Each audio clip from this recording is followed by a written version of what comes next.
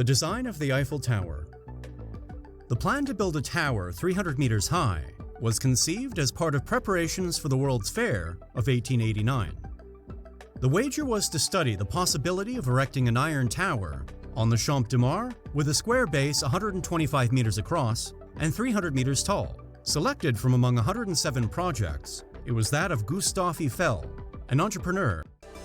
The tower project was a bold extension of this principle up to a height of 300 meters, equivalent to the symbolic figure of 1,000 feet.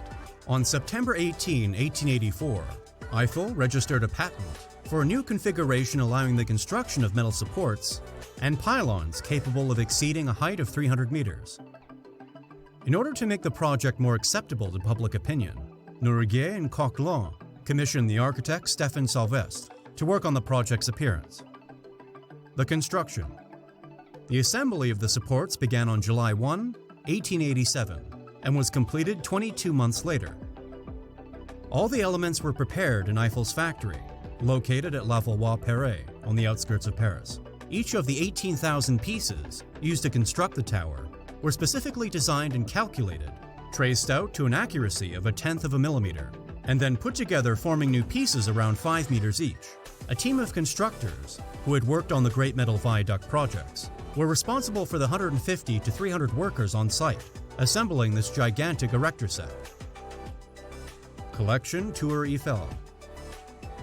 The uprights rest on concrete foundations, installed a few meters below ground level on top of a layer of compacted gravel. Each corner edge rests on its own supporting block, applying it to a pressure of 3 to 4 kilograms per square centimeter, and each block is joined to the others by walls. On the Seine side of the construction, the builders used watertight metal caissons and injected compressed air so that they were able to work below the level of water.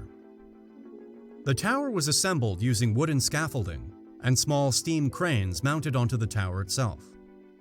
The assembly of the first level was achieved by the use of 12 temporary wooden scaffolds, 30 meters high, and 4 larger scaffolds of 40 meters each. Sandboxes and hydraulic jacks, replaced after use by permanent wedges, allowed the metal girders to be positioned to an accuracy of 1 millimeter. On December 7, 1887, the joining of the major girders up to the first level was completed.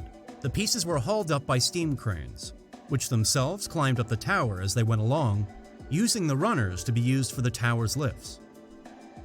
Record construction time. It only took 5 months to build the foundations, and 21 to finish assembling the metal pieces of the tower. Considering the rudimentary means available at that period, this could be considered record speed. The assembly of the tower was a marvel of precision, as all chroniclers of the period agree. The construction work began in January 1887 and was finished on March 31, 1889. On the narrow platform at the top, Eiffel received his decoration from the Legion of Honor. Journalist Emile describes the spectacle visiting the construction site at the beginning of 1889.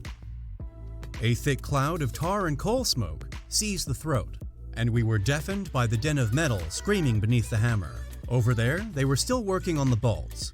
Workers with their iron bludgeons, perched on a ledge just a few centimeters wide, took turns at striking the bolts. These, in fact, were rivets. One could have taken them from the blacksmiths, contentedly beating out a rhythm on an anvil in some village forge, except that these smiths were not striking up and down vertically, but horizontally. As well, with each blow came a shower of sparks.